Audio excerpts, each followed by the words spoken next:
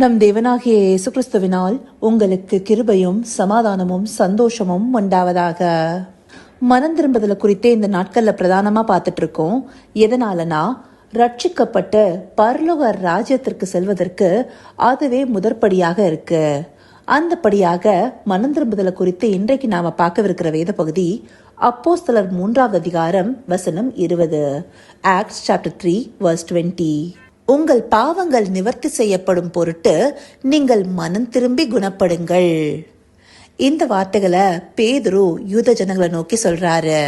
இந்த வசனத்துல மனம் திரும்பி குணப்படுங்கள்னு சொல்லப்பட்டிருக்கு. குணப்படுறதுனா ஒரு நோயிலிருந்து சுகப்படுகிறதையே உணர்த்துகிறதா இருக்கு.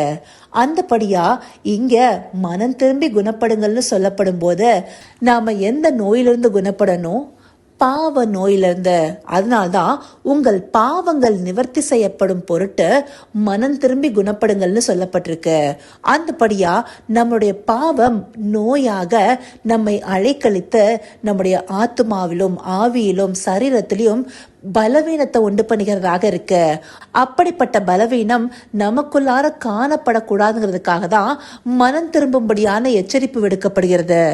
எப்படி நாம ஒரு நோயிலிருந்து குணப்படும் போது அதற்கு பிற்பாடு அந்த நோயின் தாக்கம் நமக்குள்ளார வராதபடி நம்மை காத்து கொள்கிறோமோ, அதே போலதான் பாவ நோயிலிருந்து நாம மனம் திரும்பி குணப்படும் போது மறுபடியுமாக அந்த பாவம் நம்முடைய வாழ்க்கையில பிரவேசிக்காதபடி நம்மை காத்து கொள்பவர்களாக இருக்கணும். ஆனா மறுபடியும் பாவத்துக்குட்படும் போது நம்மை நாமே பாவ நோயின் தாக்கத்திற்கு நேராக நடத்துகிறவர்களாக இருப்போம். அந்தபடியாக இருக்காம மனம் திரும்பினா அதற்கேற்ற கிரியைகளை செய்கிறவர்களாகவும் அதற்கேற்ற கனிகளை கொடுப்பவர்களாக இருக்கணும். அதனால்தான் யோவான் சாணன் மனம் திரும்புதலுக்கேற்ற கனிகளை கொடுங்கள்னு சொல்றாரு. அது மாத்திரம் இல்லாம அப்போஸ்தலர் 26வது அதிகாரம் 20வது வசனத்துல கூட பவுலடியார் யூதர்களிடத்திலையும் புறஜாதிகளிடத்திலையும் போய் அவர்களை தேவனிடத்திற்கு மனம் திரும்பவும் மனம் திரும்புதலுக்கேற்ற கிரியைகளை செய்யவும் வேணும்னு அறிவித்தேன்னு சொல்றாரு. அந்தபடி மனம் திரும்புதல்ங்கிறது ஒரு முதற்படிதான்.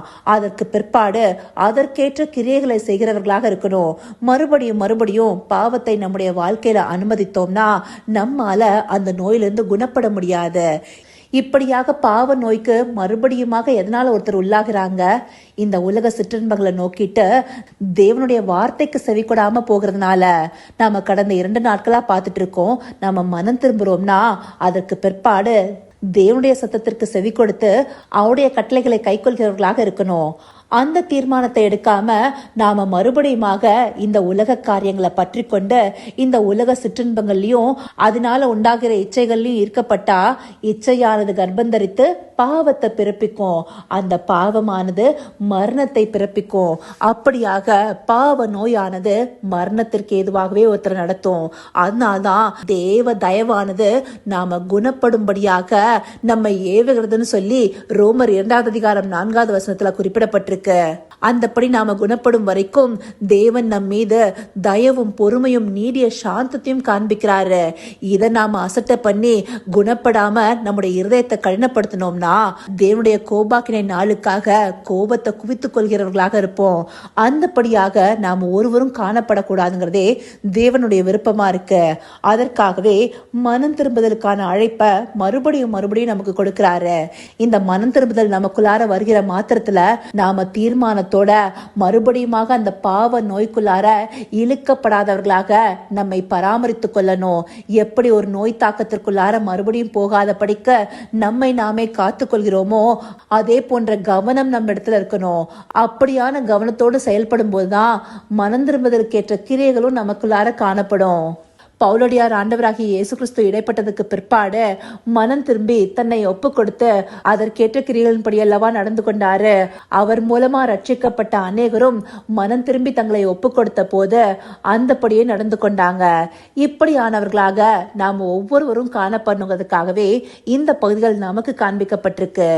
அப்படியாக பாவமானது நம்மை பரலோக ராஜ்யத்துக்குள்ளார பிரவேசிக்க விடாதுங்கிறத உணர்ந்து கொண்டு மனம் திரும்பி குணப்பட அவரை நோக்கி பார்ப்போமா? கர்த்தாவே, தேவாதி தேவனே, உமக்கே இந்த வேளையில் நன்றி செலுத்துகிறோம் ராஜா. அப்பா, ரட்சிக்கப்பட்டு பரலோக ராஜ்யத்திற்குள்ளார பிரவேசிக்க பாவ நோயிலிருந்து விடுபட்டு மனம் திரும்பி குணப்பண்ணுங்கிறத இந்த வேத பகுதிகள் மூலமா எங்களுக்கு காண்பிச்சிருக்கீங்க தகப்பனே. இதை அறிந்து கொண்டு மனம் திரும்புதலுக்குள்ளார வருகிற நாங்க மறுபடியுமாக அந்த பாவ நோய்க்குள்ளார சிக்கிக்கொள்ளாத படிக்க முழுவதுமாக குணப்பட்டு காத்து கொள்ளப்பட உம்மிடத்துல எங்களை ஒப்பு கொடுக்கிறோம் ராஜா. ஆம் தகப்பனே, மனம் திரும்புதலுக்கேற்ற கிரியைகள் காணப்பட உமக்கு பிரியமானதை செய்ய எங்களுக்கு போதித்தருளும் ராஜா. அந்தபடி தேவ தயவு எங்களை ஏவுகிறதை அறிந்து கொண்டு உம்மிடத்துல எங்களை தாழ்த்தி ஒப்பு கொடுக்கிறோம். தேவரீர் எங்களை ஏற்று நடத்துங்க. அப்படியே நீங்க நடத்த போகிற கிருபைக்காய் நன்றி. சகலவித துதி மகிமை கனம் யாவும் ஒருவருக்கே செலுத்துகிறோம். இயேசு கிறிஸ்துவின் மூலமாய் வேண்டிக் கொள்கிறேன் பிதாவே. ஆமேன், ஆமேன்.